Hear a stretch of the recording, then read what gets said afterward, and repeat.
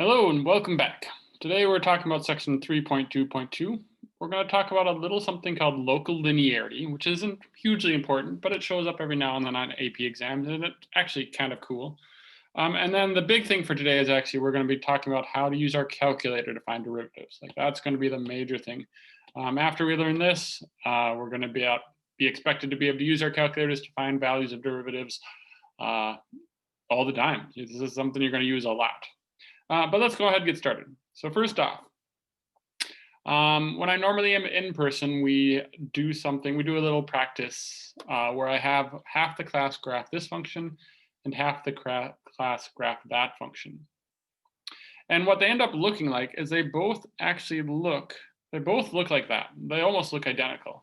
But it turns out that this one, f of x, is not differentiable, where g of x is differentiable. And some students at first struggle with that because they're like, hey, wait, I see why this isn't differentiable because I see that corner. But this one, it awfully looks like a corner, so why is that one differentiable? And it turns out it's because this one actually isn't a corner. It's just a really steep curve. Remember we talked about that before? You can't find a derivative at corners. So that's why this one doesn't work. That's why that's not differentiable at 0. But here, that's not truly a corner. It's just a really sharp little curve. It's a curve around instead of a corner. So we're going to talk about how we can tell the difference and something kind of interesting about that. So to do that, I'm going to show you those graphs. So right here, I've got the graphs of both this function in red, f of x, absolute value of x plus 1. It is an absolute value function. It has a corner. It's not differentiable. And then if I do this graph, the square root of x squared plus 0.0001 plus 0.99, if I superimpose that over the top, you can see it in blue, it looks like it's almost the exact same function. But what I'm going to do now is I'm actually going to zoom in and something kind of interesting is going to happen. You're going to start to see that curve of the g of x. Zoom in, not much change, zoom in, keep going. You can see it's starting to curve. A little more, a little more, a little more. So we can see, oh, this is definitely a curve where that first one, the f of x, the absolute value function, that's got a stubborn corner that just won't go away no matter how far I zoom in. The interesting thing about that g of x is the further I zoom in, the flatter that curve appears to be, flatter and flatter and flatter, until if I zoom in enough, ooh, missed it, where'd it go? There it is. If I zoom in enough, it looks like it's a flat line. This is a concept called local linearity. Local linearity basically means that if you have a curve and you zoom in enough, that curve will eventually look like it's a straight line, no matter how shallow the curve is. Or how steep this curve is. If you zoom in enough, it eventually looks like a straight line. One way to think of it is like the Earth. The Earth is round. We are curved. But since we are so small on the Earth, it's almost as if we zoomed into those curves on the Earth. And when we're on the surface of the Earth, we don't actually look and say, oh yeah, it's curved. We can see it because we're too small. It looks flat to us. So the Earth looks flat, even though it's curved. Same thing for any curve. If you have a curve, even if it's a super sharp curve like this, if you zoom in enough, that curve will start to look flatter and flatter and flatter. That's called local linearity. Local meaning for a close area, local area, and linearity for linear, line. So local linearity, kind of a cool concept. All right, so today's main video lesson is actually going to be how to use your calculator to find derivatives. Before we talk about that, we're going to just throw a little bit of information at you. Nothing you need to write down for notes or anything, just something to be aware of. And one of those things is that there are a number of different formulas that can compute derivatives. I've got two formulas here that find the derivatives. That finds the derivative, and so does that one. Now this one, that's our standard one. That should look familiar to you. That's the one we use all the time. This one you haven't seen before. It's a new one, but it also finds a derivative. And so we had talked before about how the derivative is really just your slope function, right? It's the y values on top and the x values on bottom. And you subtract them and it finds a slope between 2 points. But this limit really talks about making those 2 points get closer and closer to becoming the same point. So what I would recommend you do here, because this really helps you understand derivatives, is take a look at those two limit definitions on the left and see if you can match them to a picture of what they're doing on the right. You might want to pause the video and give it a shot. All right, here's the answer. This one matches up to there. This one matches up to there. I can tell because when I see this as f of a plus h and f of a, well, here's a. So a plus h would just be a little bit more than a plus h. So those are my x values, and then here would have been my f of a, and there would have been my f of a plus h. Those are my y values. And the point is having this one right here get closer and closer and get closer and closer and closer to becoming that point. That's why the h is going towards 0, right? That a plus h is going to get closer and closer to a plus 0, which means this point is going to get closer and closer to that point. All right. The other one, I see an a plus h and an a minus h. So this would have been the a plus h. There's that point right there, f of a plus h. There's a minus h, right? A minus a little bit. So that point is f of a minus h. And since h is going towards 0, these 2 points are going to get closer and closer to just being f of a. And I'm finding that limit. All right. Why that's important, we're going to talk about in a little bit. But mostly it's just conceptual, so you can understand what derivatives are. It is actually going to play a part with our finding our derivatives, because depending on your calculator, calculators find derivatives in different ways. Let's assume we didn't have our calculator to do it, and we're trying to find something out. Well, let's assume I had at least a basic calculator. Let's say I wanted to find the derivative of x cubed at 1. So I wanted to find f prime of 1, right? Well, I would plug it into my limit definition formula. I would take that h plus 1 and I'd plug it into my x cubed. I'd get h plus 1 cubed. And then I'd kind of groan a little bit and be like, well, okay, I can cube that out, but it's kind of a pain and it takes time. And I know nice things are going to happen. I know I'll get an answer, but it's just kind of really, really annoying. So if I wanted to, if I didn't want to go through that hassle, I could just recognize that I'm really finding the limit as h goes towards 0. The reason I can't just plug 0 in now is I'd be dividing by 0, but I can plug in a really, really, really small value for h. Not 0, but something close to 0. On that conceptual thing, that would be like, if this is my curve and that's my first point, my second point I'm going to put right there, and I'm going to find the slope between those 2 points really super close to each other. That's going to be pretty darn close to the actual slope of the function. So I could try putting in a super small value. I'm going to show you doing that right now. So we're going to approximate the derivative at 1 by putting in really small values for h. And then just to check it, maybe even a smaller value. And then we're just going to say, hey, what do I seem to be getting towards? So I'm going to pull out my calculator. If I put in a 0.1 for h, notice I'm going towards 0, but it's not quite 0 yet, so I'm not going to be dividing by 0. So I can definitely plug a 0.1 in there. If I plug a 0.1 in there, I get 3.31. All right, let's try plugging in a 0.01. If I plug a 0.01 in there, I get 3.0301.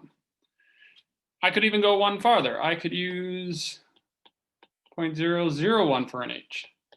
And if I do that, I get 3.003001. So take a look at those values.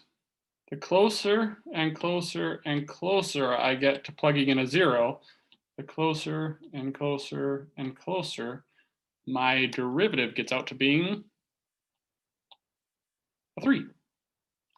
So that is a guess. Maybe it's not quite 3. Maybe it's 3.00000002, but it's a pretty safe assumption the actual value is 3.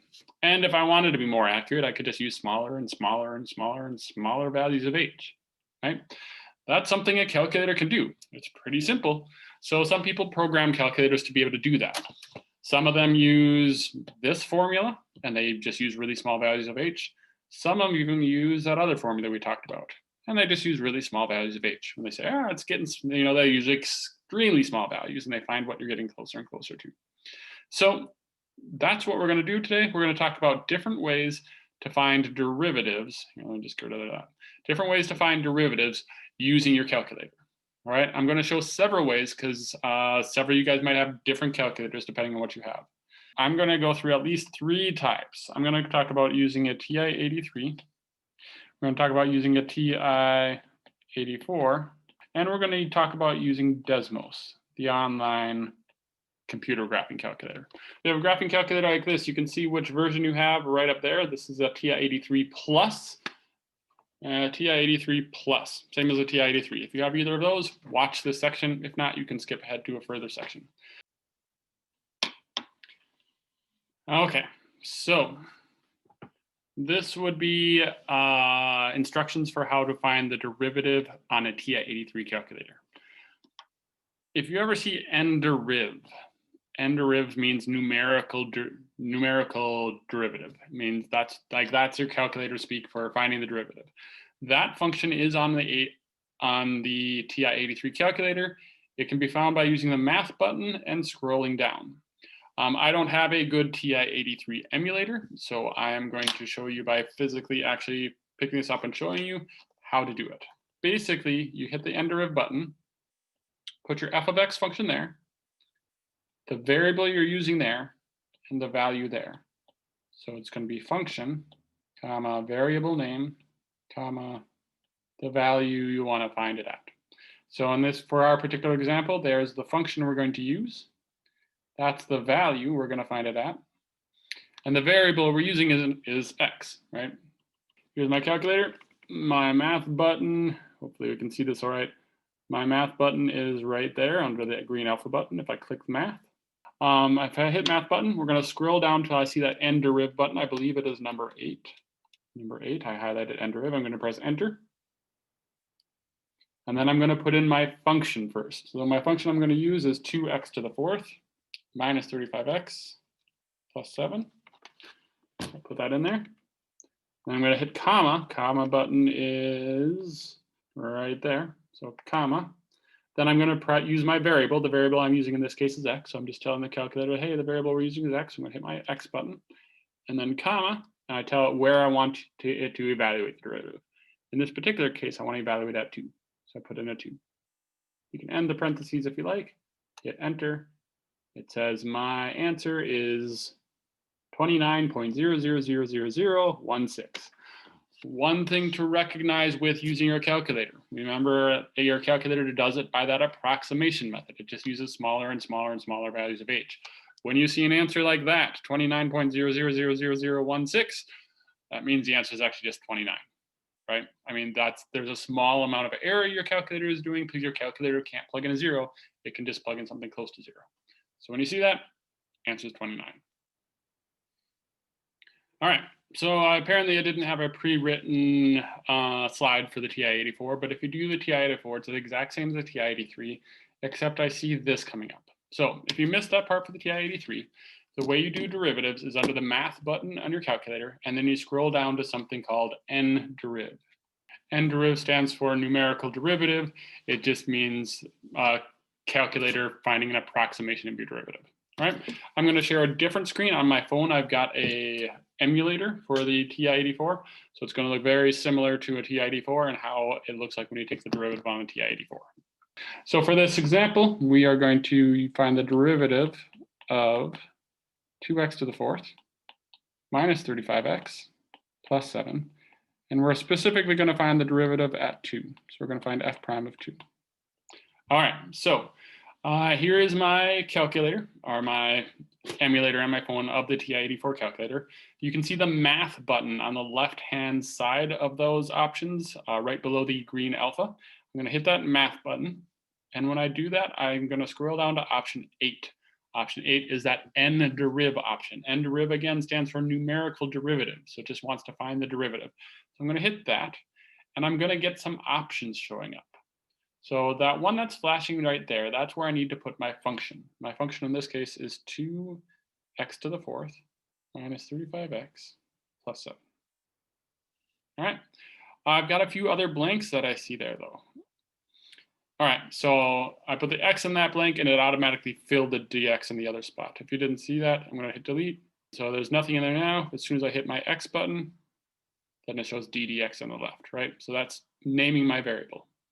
And then I want to find it at x equals a certain value, so I'm going to put a 2 in there. X equals 2. Hit enter, I get 29.000016. Now here it is important to note that the actual answer is just plain old 29. Remember, when you are doing n-deriv, your calculator is making an approximation of the derivative by using a really, really small value for h. So when you see a 29.000016, you can rest assured the answer is almost certainly just going to be straight up 29. Regardless, the answer will definitely be accurate within 3 decimal places, and in AP Calculus, that's all you need to be accurate to, is within 3 decimal places. Quick summary then. So whenever you are using a TI-84, in this area, you're going to put your function. In this place, you put your variable, in this particular case, x. In fact, we're almost always going to use x, so you just put an x there. And in that spot, put the value you want to find the derivative at. And I put the letter A in quotation marks because we're normally like, find it at A equals 2 or something. All right, Desmos is an online computer calculator. You can find just by hitting desmos.com. It's actually probably the most simple. Just do f prime of whatever your function is. So I'm going to run through an example like that. Okay, so here I've graphed f of x equals 2x to the 4th minus 35x plus 7, that graph right there. I wanted to find the derivative at x equals 2, so I want to find out how steep that function is at 2. It's looking like it's probably going to be pretty steep. It's below the screen there. I could zoom out. Yeah, that looks like it's going to be a pretty steep function, so I'm expecting a pretty high slope. But in Desmos, it's actually fairly easy. Just whatever you named the function, in this case I named it f of x, just do f prime. So f prime of, I want to find the derivative at 2, so f prime of 2. And it says right there, answer is 29. Super quick.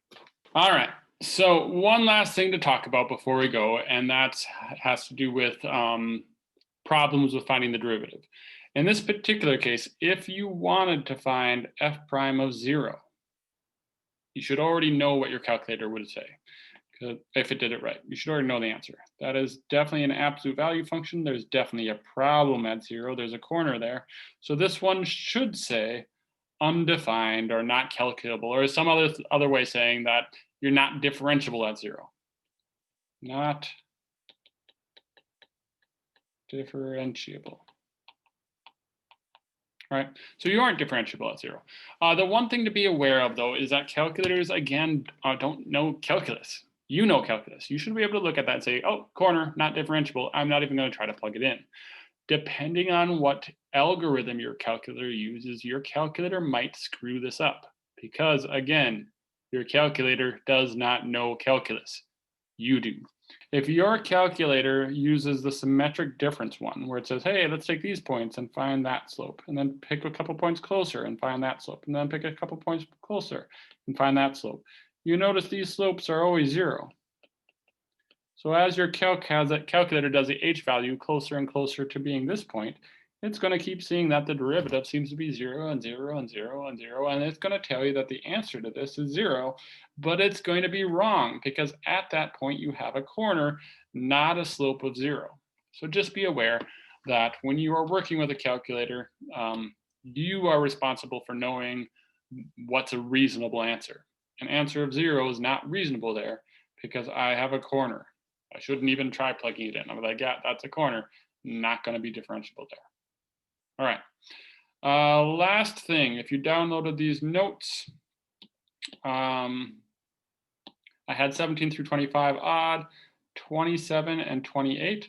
I'm actually going to take those out because after having done the video, this video went a bit longer than I wanted, and 27 and 28 aren't hugely important.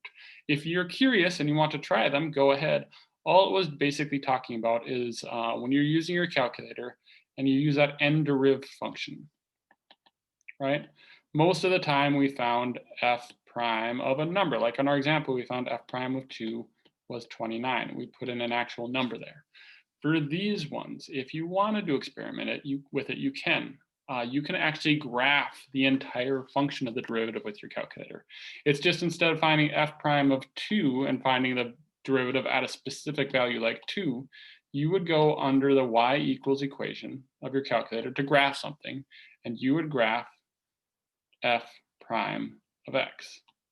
So you would do that whole n deriv thing, but instead of putting a 2 in, you would put an x in, saying, hey, I want to find the derivative at all values of x. And when you put that into your calculator, it should give you a graph of the derivative, which would be kind of cool, so that you could say, hey, if this was, let's just make something up. If this was my original function, and you put in that into the y equals equation, it would actually show you a graph of the derivative, which would look like that, because I've been doing calculus for a while, but it would show you what the graph of the derivative looks like. It's kind of cool, but no, we don't use it a whole awful lot, and this video is getting long. So 17 through 25 odd, do those problems.